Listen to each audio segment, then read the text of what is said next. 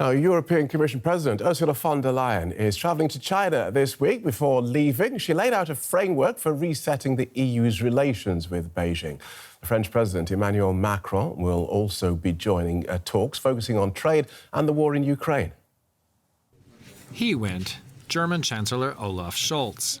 And he went, Charles Michel of the European Council. Thank you. And he went, Spanish Prime Minister Pedro Sánchez. All made the pilgrimage to Beijing, shuttle diplomacy with a major player on the world stage.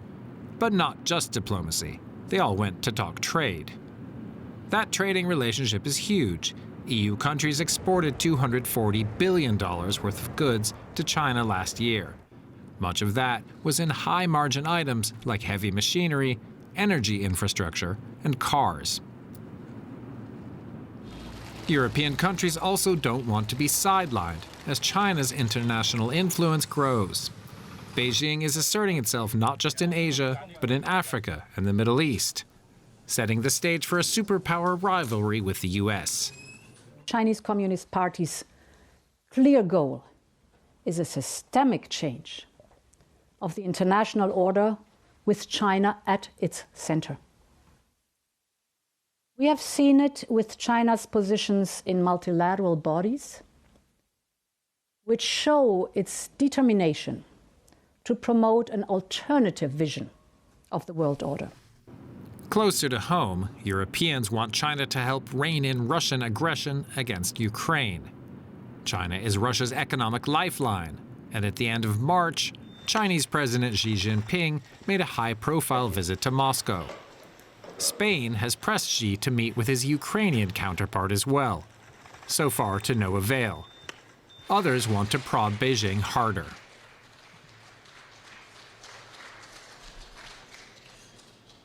How China continues to interact with Putin's war will be a determining factor for EU-China relations going forward.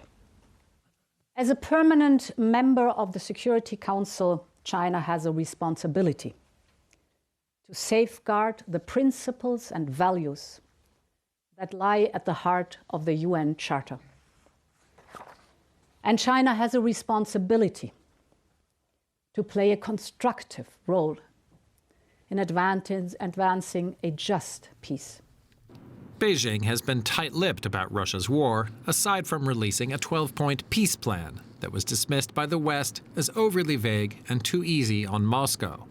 The first point called for nations to respect territorial integrity and sovereignty, but made no specific demands on Russia in regards to its invasion of its neighbor. So far, Europe doesn't have much to show for its attempts to influence Beijing. European leaders might ask themselves how much more credibility to invest without alienating the US, a traditional ally that is doing all it can to isolate China. Thank you. Let's look at this with Andrew Small, who's with the German Marshall Fund think tank and has a focus on Asia. Welcome to DW. Do you think China's actions over Ukraine really will determine the EU's attitude to its largest trading partner?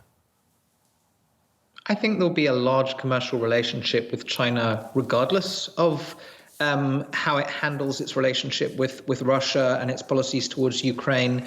But I think that is going to be one of the strongest messages that's delivered when it comes to significant swathes of the relationship, the political relationship, how hard to go on de-risking, on alignment with other powers, particularly with the United States, but with other partners in Asia as well. I think this will have a conditioning effect across the entire relationship. And that message is particularly focused, I think, on concerns right now as well, particularly after Xi's visit to Russia, that they are seriously contemplating providing lethal aid to Putin, artillery ammunition and some other weaponry. And so I think there's a real concern on the European side to signal to China that they shouldn't cross that red line, and that if they do, it will lead to a bigger deterioration in Europe's relationship with China. But I think there aren't very particularly high expectations that China's actually going to do anything constructive or that this is going to be a means of improving the bilateral relationship. Right. I think it's rather a warning. And just on that point then, these lectures seem to be sort of standard form before people go to China, and lots of our European leaders have gone to China. You deliver a lecture, then you go and do your business deal. So it's almost hypocritical. We know you're not going to change, but we have to say this. Now, where's the contract? Well, I mean, I think the speech from Ursula von der Leyen was quite unusual for a Commission President or even for a European leader. It was exceptionally stark. It's not something we've heard from either a Commission President in the past or a French President or a German Chancellor before. I think it was particularly focused on being very clear about where China is now headed under Xi Jinping, and how Europe's relationship would have to change as a result. I think exactly as you suggest, the fact that Macron is taking such a substantial business delegation on this visit does point in another direction. But the strategy that von der Leyen laid out was one in which, as is true for the US, as is true for Japan, there will continue to be this very large trade relationship between the two sides. But there are going to be more and more areas in which this de-risking, particularly in areas of high technology, but other forms of dependency on critical raw materials and other areas needs to change on Europe's part. And that's something that will just have to be decided on a European basis. It's not going to be decided by exchanges in Beijing. And are we clear what this de-risking means or will look like? Well, the minimalist version is basically to say, look, when it comes to the green energy transition, the level of dependence on China for rare earths, critical raw materials, is extreme, is 90+% in various areas. So there needs to be a diversification of sources of supply in all of these areas. But I think that's already something that the EU is moving forward on, and individual member states are moving forward on. I think the harder piece of this is when it comes to, for instance, investments in China, market dependency on China, whether that's really going to be something that's that the European side starts to revisit. We've seen over the course of the last year an expansion of investments from certain key German firms, for instance. We're going to see various contracts signed with the French companies during this visit. And I think that's going to be the harder thing for the European side to wrest itself away from. Okay. And I think where there's a lot more contention in Europe about what that would amount to. Thank you so much for that. Andrew Small from the German Marshall Fund. Thank you. Let's pick this up with Reinhard Bütikofer, who's a member of the European Parliament and outspoken critic of the Chinese Communist Party. He was put on a sanctions list by China after he condemned human rights abuses there. Welcome to DW. So we have the EU in the middle of this sort of superpower standoff with China and the US on either side. Despite that, we have EU leaders and business leaders going there to try and sign trade deals. Should they be going? Well, look, China is a reality. We cannot ignore the role that the country plays. But in dealing with China, we would be well advised if Europeans coordinated our efforts effectively. And this is why I welcome that President von der Leyen and President Macron are traveling together. This is obviously an effort to share not only an experience, but also to signal to the Chinese that we're willing and capable of talking with one common voice. Except it's not really happening, is it? Because we know we've already had representation from Germany and Spain and others previously. So there is no one European voice on China, is there? Well, I tend to contradict you. If you look at what we've been developing with regard to creating trade defense instruments over the last 7 years in order to counteract China's,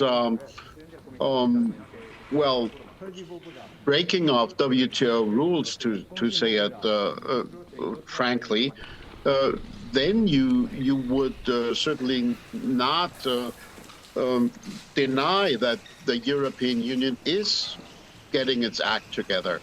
And also the perspective that President von der Leyen has laid out, which says we should de-risk our relationship, which does not imply that we cut the relationship altogether, but that we reduce over dependency, that's also a widely shared perspective, I would say. Right. So what leverage does the EU have then? It's one thing for Ursula von der Leyen to sit there lecturing Beijing, don't do this or do this. What's the or else? Look, I don't think that anybody would be well advised to try lecturing Beijing. That's what Beijing is doing to us continuously, but we should not be acting on the same level. We should just express clearly to Beijing what our interests are, how we see the situation, and what they can expect of us. I don't think that we should talk about or else, but we should clearly signal to Beijing that when they say that they respect national sovereignty and territorial integrity, then that must come with a consequence, or else it cannot be taken seriously. So what then are the consequences? Well, we are already beginning, and that's not only a political effort, but also an effort by the business community. We're already beginning to reduce our dependencies, which of course frees our hand. We're creating instruments that help us defend our common cause. For instance, when China tried to coerce Lithuania over their Taiwan relations, the EU stood together, went to the WTO, but also created an anti-coercion instrument. So I think China understands very clearly that the EU is not sitting on the sidelines when they try to substitute the US as the #1 power internationally, that we defend multilateralism, that we oppose big power domination, and that we insist on the rule of law in international relations. And so you don't believe there's any element of hypocrisy then when